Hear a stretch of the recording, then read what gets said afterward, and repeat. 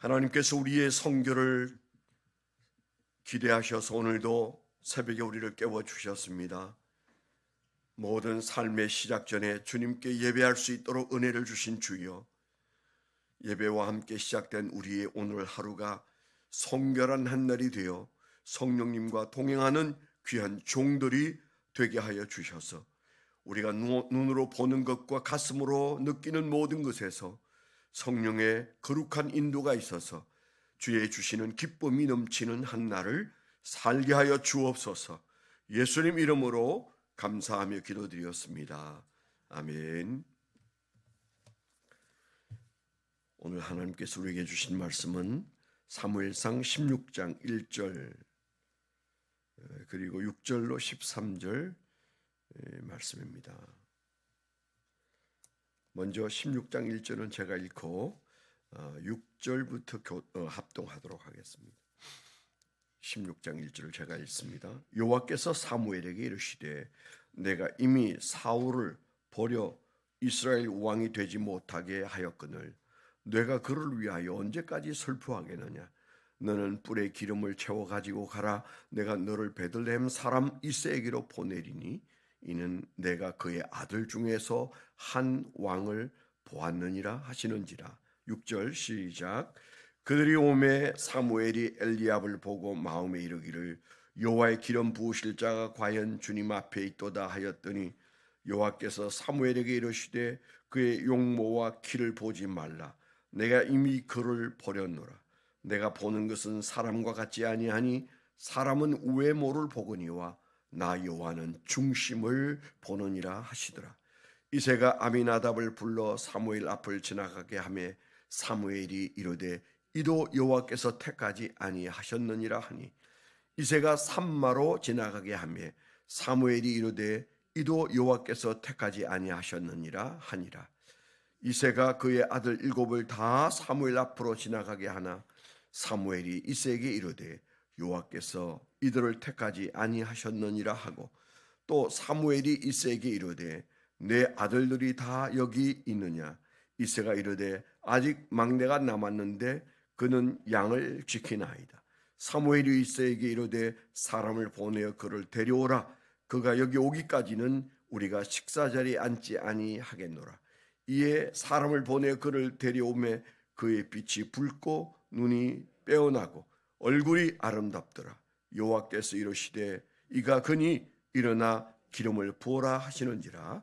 사무엘이 기름 뿔병을 가져다가 그의 형제 중에서 그에게 부었더니 이날 이후로 다윗이 여호와의 영에게 크게 감동되니라. 사무엘이 떠나서 라마로 가니라. 네, 아멘. 네, 오늘 말씀 묵상하고 적어본 적용 제목을 나누도록 하겠습니다. 성도의 삶은 성령님의 동행 여부로 결정된다. 성도의 삶은 성령님의 동행 여부로 결정된다. 성령이 떠나시면 악령이 임하기 때문이다. 전체를 한번 읽어보면 성도의 삶은 성령님의 동행 여부로 결정된다. 성령이 떠나시면 악령이 임하기 때문이다. 오늘 우리가 읽은 사무엘상 16장 굉장히 재미있는 그런 상황을 우리에게 소개를 잘 해주어서 우리 마음에 이 장면이 잘 그려져 있습니다. 뭐 대부분 다 비슷하게 느끼겠지만 저도 하나님은 어떤 때는 너무 침묵하시고 어떤 때는 너무 디테일하시다. 뭐 그런 생각이 많이 드는 장면 중에 하나예요. 성경 여러 곳에서 그런 하나님이 아주 세세하고 매우 정밀하신 부분들을 우리가 보게 되는데 이 부분도 하나님과 사무엘 선지자와 그리고 하나님이 기름 부으려고 하는 사람들 사이에 하나님이 저렇게도 하시는구나 그런 생각이 듭니다. 우리가 솔직히 신앙생활을 할 때 하나님은 우리 눈에 보이시지는 않습니다. 그러나 어떤 때는 하나님이 마치 옆에 계시는 것처럼 그렇게 확신을 주실 때도 있지만은 솔직히 대부분의 시간에는 하나님은 우리에게 보이지 않을 뿐만 아니라 침묵하시는 듯 그렇게 느껴질 때가 많아요. 아마 여러분들도 혹시 신앙생활 하면서 저 목사님은 성령님과 어떤 관계를 늘 유지하면서 살까? 아마 그런 궁금증이 있을 거예요. 나보다는 좀 낫겠지? 뭐 이제 이런 생각들을 하실 겁니다. 저를 잘 모르겠어요. 여러분과 어느 정도의 그런 성령과의 체험적 차이가 있는지 모르겠는데 솔직한 제 생각은 그때그때 다르다는 생각을 참 많이 합니다. 돌이켜 보았을 때 성령이 인도하셨던 거구나 이렇게 느낄 때도 있고 또 성령님이 침묵하시는구나. 그래서 지금은 아무 말씀 안 하시나 보다. 뭐 이럴 때도 있고 어떤 때는 지나칠 정도로 마음을 붙잡고 계셔서 거기에서 내가 자유할 수 없을 만큼 성령에 붙잡혀 있을 때도 있어서 한 가지로 말하긴 어렵습니다. 오늘날 우리 사회 기독교계에 일어나고 있는 현상도 마찬가지예요. 성령이 침묵하는 걸 견디지 못해하는 그런 어떤 열정적인 사람들이 소위 말하는 신사도 운동을 일으켰죠. 그 신사도 운동을 죄악시하는 분들이 많으세요. 그런데 그 지난 수요일 날 저녁 설교를 제가 무심코 이렇게 그 아름다운 교회 설교를 제가 이렇게 한번 들었는데 그 이영은 목사님이 그 신사도 운동을 얼마나 한 20분 설교하는 내내 신사도 운동을 공격하는데 좀 어색했습니다. 그건 그 신사도 운동을 하고 사도 안수를 받은 사람이 그분의 절친이세요.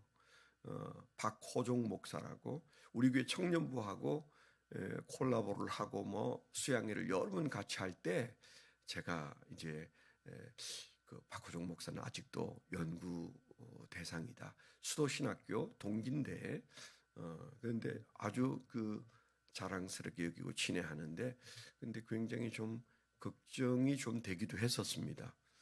그리고 뭐 재작년에는 이 강대상을 가져왔는데 우리가 쓰던 크리스탈을 없애버리고 나무 강대상을 가져왔는데 그 강대상이 박호종 목사의 강대상하고 데비드 차 선교사 문제를 일으켰던 데비드 차 선교사의 감선교의 강대상하고 똑같은 걸 갖다가 사용하고 있어요. 지금도 친하다는 얘기죠. 뭐 그게 무슨 다른 의미가 있는 건 아니고 친하다. 그러니까 교제가 계속되고 있다. 그래서 그 지방회로 이번에 가입을 하겠구나 그랬는데 아마 3월 첫 주에 가입을 하는 것 같은데 그 지방회로 안 가고 그 교회 재승준 전도사라고 지금 학부 학생인데 전도사로 세운 분이 있는데 그분 어머니가 수도신학교 동기예요.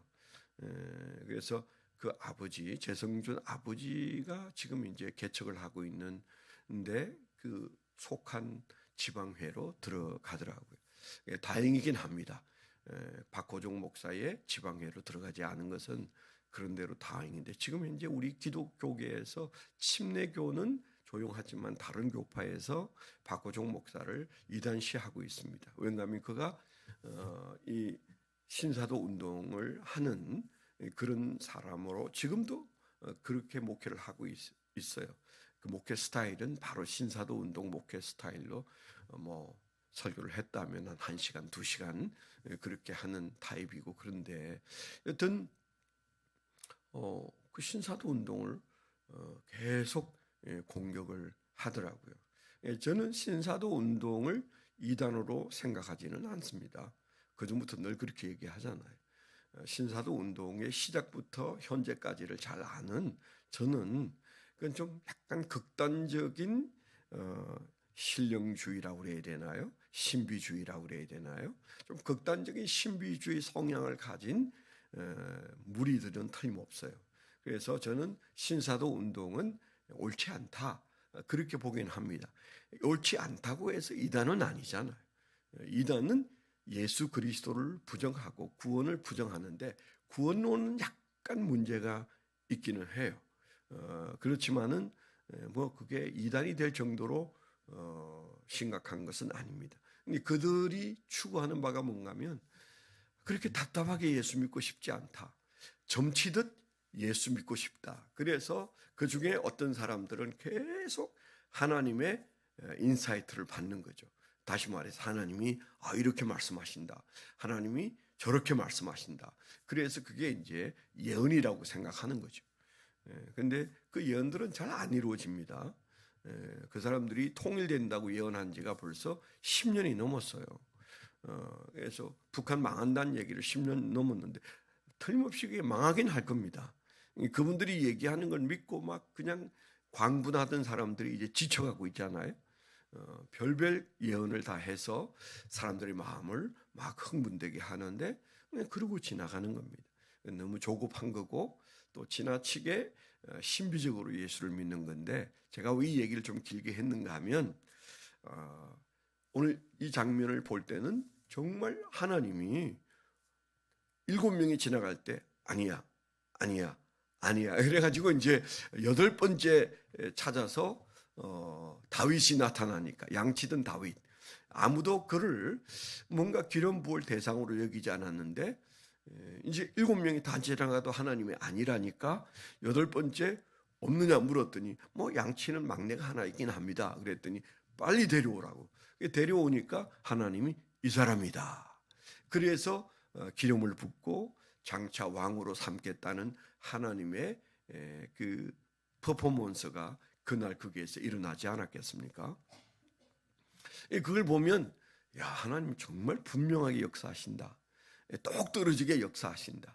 근데 누구든 하나님이 우리에게 확실하게 말씀하시고 아침에 일어나서 새벽기도 오면 기도 시간에 첫째, 둘째, 셋째, 넷째 그렇게 하나님께서 일러주시고 그리고 하나님이 오늘 되어질 일들을 말씀해 주시고 그러면 정말 좋을 것 같아요. 그렇지 않습니까? 그러나 하나님은 역사 이래로 지금까지 그래야 될 경우 외에는 그렇게 말씀하시지 않는다. 나 한 사람의 행복이나 나 한 사람의 또 이런저런 문제 해결을 위해서 하나님께서 여기 이 사무엘과 하나님 사이에 있었던 이런 줄다리기가 일어나겠는가? 그건 조심해야 되는 거죠. 하나님이 표적과 이사를 행하시는 분이십니다. 물론 우리 개인을 위해서 기적을 행하실 때도 다 그게 하나님의 뜻과 구원과 연결되어 있는 부분들이죠. 그리고 사실은 표적과 이사라는 말 자체가 가지고 있는 뜻이 뭡니까? 하나님의 큰 뜻을 보여주거나 이루시기 위하여 방편으로 사용하시는 거죠. 여기에 이제 왕을 삼는 과정에 있어서 이스라엘과 오늘 우리까지도 기억해야 되는 하나님의 보시는 눈과 하나님의 일하시는 스타일을 우리에게 얘기해 주는 거잖아요. 그 앞에 보면 사울 왕을 하나님께서 버렸노라 그렇게 말씀하셨잖아요. 16장 1절에 여호와께서 사무엘에게 이르시되 내가 이미 사울을 버려 그렇게 말씀하셨어요. 그리고 그 이제 6절에 보면 엘리압이 나타났을 때 그 처자들 엘리압을 보고 마음에 이르기를 여호와의 기름 부으실 자가 과연 주님 앞에 있도다. 사무엘 선지자는 100%다. 야, 저 사람이 이제 사울 왕을 대신할 왕감이다. 이렇게 생각했는데 7절에 하나님께서 사무엘에게 뭐라고 말했습니까? 여호와께서 사무엘에게 이르시되 그의 용모와 키를 보지 말라. 내가 이미 그를 버렸노라. 그래서 16장 1절에도 버렸노라, 6절에도 버렸노라. 그렇게 말씀하시는 걸 보면 하나님의 계획이 엄중하고 그 엄중한 계획에 의해서 사무엘 선지자는 수행을 해야 되는데 인간인지라 용모를 보게 되었다는 말이잖아요. 그래서 하나님의 관점이 어떻게 적용되는지를 보여주는 매우 그 하나님을 우리가 알아가는데 중요한 하나님에 대한 그림이에요. 굉장히 우리가 많이 묵상해야 되는 말씀이다. 그런 생각이 드는 거죠. 그래서 하나님이 이제 나중에 다윗에 대해서는 뭐라고 말씀하십니까? 그 앞에 보면 하나님께서 다윗에 대해서 이런 말을 합니다. 1절 끄트머리에 그의 아들 중에서 한 왕을 보았느니라 그렇게 말합니다. 네, 지금 양치고 아무도 인정 안 하는 완전 그 집안에서 왕따예요, 왕따. 너는 가서 양이나 쳐라. 뭐 그래서 그 나중에 이제 전쟁터에 나갔을 때 그 다윗을 나무라는 형들 태도를 보세요. 예, 완전히 이 아이는 그냥 그렇게 그저 마치 걸레바지처럼 그렇게 생각하고 있는데 하나님은 뭐예요? 난 그 아들 중에 한 왕을 보았노라. 그러니까 내가 왕 삼겠다라는 말씀보다도 훨씬 깊은 말씀이에요. 본다는 거예요. 내가 보니까 그는 장차 왕이 될 인물이다. 주님께서 그 수동적으로 말씀하시잖아요. 내가 왕 삼을 거야. 누가 무슨 말을 하든지 나는 그를 왕 삼기로 했어. 이렇게 접근하지 않고 사울을 버리시면서 다윗에 대해서는 내가 한 왕을 보았다. 그 보이는 그 왕은 사람들의 눈에는 그냥 양이나 치는 그냥 어린 아이고 그리고 별로 관심의 대상이 안 되는데 하나님은 그를 보고 있다. 그런데 왕을 보았다. 이런 표현을 쓰시고요. 또 나중에 이제 그에게 감동하셨다는 말씀이 있잖아요. 13절에 이후로 다윗이 여호와의 영에게 크게 감동되니라. 여호와의 영에게 크게 감동되니라. 그 다음에 14절은 아까 안 읽었지만 이런 묘한 표현이 나와요. 여호와의 영이 사울에게서 떠나고 다윗이 크게 성령에 감동되는 그 장면에 이어서 하는 말입니다. 그 다음에 심각한 얘기가 나와요. 여호와께서 부리시는 악령이, 그러니까 까불어봐야 악령이에요. 까불어봐야 귀신이고, 그러니까 어떻다는 거예요? 그 마귀가 여호와가 부리는 영이에요.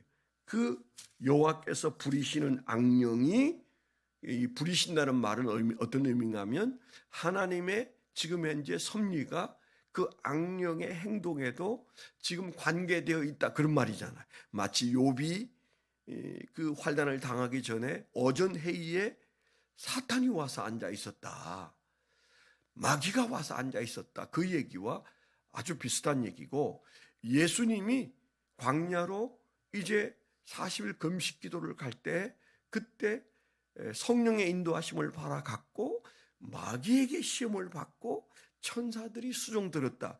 뭐 다 같이 있어요. 같이 있어요.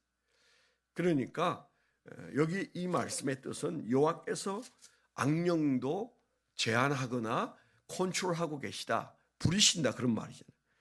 그 악령이 그를 찾아와서 번뇌케 했다. 굉장히 신학적인 큰 주제가 등장하고 있는 거예요. 뭐 이제 새벽에 우리가 그 얘기를 많이 하려는 건 아니고, 제가 깨달은 바를 오늘 적용하는 바를 결론적으로 정리하면, 하나님이 우리에 대해서 말씀하시지 않고 조용하시지만 하나님의 눈까지 어두워 있거나 딴 데를 보고 계시는 게 아니다. 아이지만 그 아이를 찬찬히 보고 계시는 하나님, 그런 얘기잖아요. 내가 한 왕을 보았노라. 참, 그리고도 한참 후에 왕이 될 텐데 어린 아이가 양치는데 하나님은 뭐라고 말해요? 내가 왕 삼을 거야, 이게 아니고 봤다, 내가 봤다. 하나님이 지켜보고 계셨다는 말이잖아요. 그러니까 우리가 정말 소름 끼치는 말씀이기도 해요. 또 우리가 요한계시록에 보면 7교회 얘기를 예수님이 요한에게 하시잖아요. 소름 끼칩니다. 다 보고 계세요.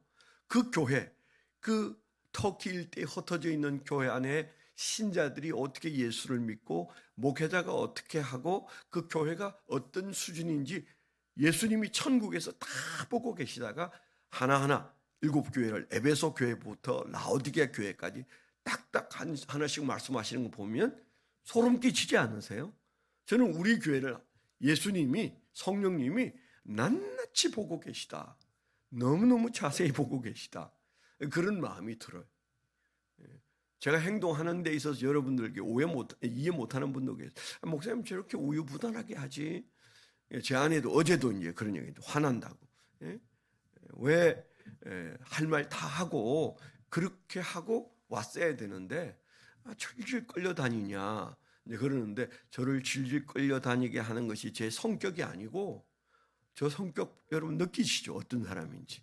성령이 인도하는 대로 가고자 하다가 보니까 여기까지 온 겁니다. 잘했는지 못했는지는 좀 더 두고 봐야 되지만, 내가 안 싸운다, 그건 제가 성격이 안 싸우는 성격이기 때문이 아니에요. 하나님이 못하게 하시기 때문이니까 못하는 거죠. 목사가 하나님이 못하게 하는데 하면 그 목사도 아니죠. 그런 것처럼 여기 보니까 한 왕을 보았노라, 그 말씀 앞에서 하나님은 보고 계시는구나. 아멘. 보고 계시. 하나님이 우리에게 사인을 보내고 음성을 보내고 막 우리 인생의 의자를 들었다 놨다 하고 우리 앞에서 번개가 치고, 그리고 우리가 구하는 것은 다 폼나게 해결해 주시고, 다 우리가 그 원하는 건 맞아요. 또 그렇게 하실 때도 있겠죠. 그런데 하나님은, 우리가 그거보다 더 위로가 되는 말씀은, 하나님은 한 왕을 보았느니라, 이 말씀이라고 생각하고, 7명이 지나갈 때도 사무엘 선지자에게 아니라고 그랬어요. 아마 멘붕이 됐을 거예요. 그렇죠? 한번 생각해 보세요. 얼마나 그가 대단한 권위적인 그 목회자인지, 그가 베들레헴에 나타났을 때 그게 있는 모든 사람들이 두려워했다고 그랬어요. 무슨 재앙이 오려고 일어나, 무슨 일이 있는가. 그래서 아니다, 평안이다, 그렇게 말했거든요.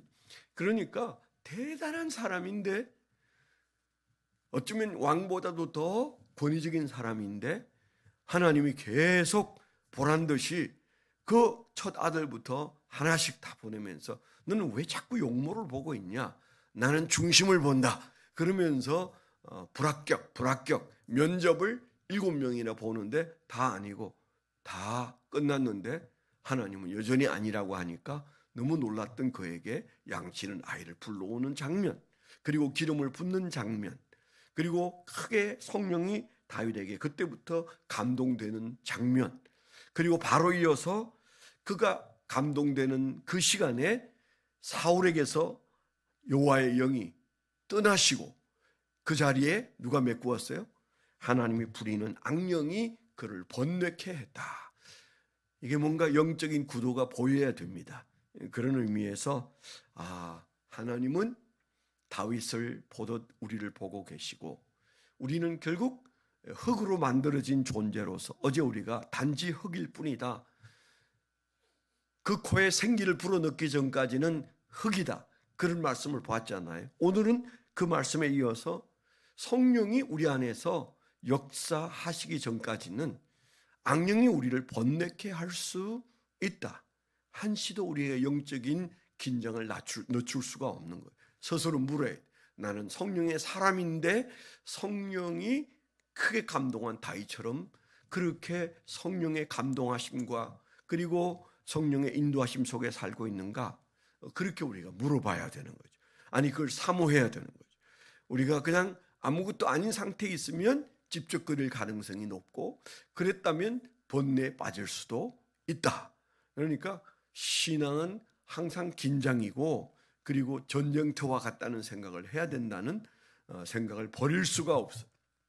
오늘 우리가 13절과 14절 사이에 방황하지 않는, 다윗에게 크게 감동하시니까 그의 삶이 하나님을 영광 돌린 것처럼, 우리를 지켜보시는 성령님이 우리에게 성령을 보내주셔서 우리 안에 계시다면 이제는 크게 감동된 삶을 살 수밖에 없고 그렇게 살아야 합니다. 우리에게도 그런 역사가 일어나게 해달라고 기도하는 한날이 되시기를 축원합니다. 네, 내일 올리브 블레싱 위해서 기도해 주십시오. 날씨가 내일도 아마 좀 추워서 아이들 깨워서 나오기가 쉽지 않을 텐데, 오늘도 여러분 참 어려운 새벽을 나오셨습니다. 여러분 내일 새벽을 위해서 기도해 주시는데, 내일 우리 오형일 전도사님이 설교하십니다. 여러분 위해서 기도해 주시길 바랍니다. 네, 성경 읽기 운동이 얼마 안 남았습니다. 이제 불과 이틀 남았는데요. 오늘까지 3일 남았는데 성경 읽기 운동에서 아이든 어른이든 은혜 받게 해달라고 기도해 주시기 바랍니다. 하나님 아버지 감사합니다. 오늘도 주님께서 우리를 이 추위와 눈 속에 불러주셔서 주님 다윗에게 역사하시는 성령의 역사를 우리가 보게 하시고 하나님이 그를 지켜보신 결과를 우리에게 보여주셔서 주여 우리가 하나님이 어떻게 말씀하시고 행동하시는지 보여주셨습니다. 은혜의 종들이 되어 살게 하시고 성령 충만한 오늘을 살게 하여 주옵소서. 이제는 우리 주 예수 그리스도의 은혜와 아버지 하나님의 극진하신 사랑과 성령님의 내주 동행하시며 감화감동하심이 하나님을 사랑하는 거룩한 백성들의 생애 위에 지금부터 영원토록 함께하여 주시옵기만을 간절히 축원하옵나이다. 아멘.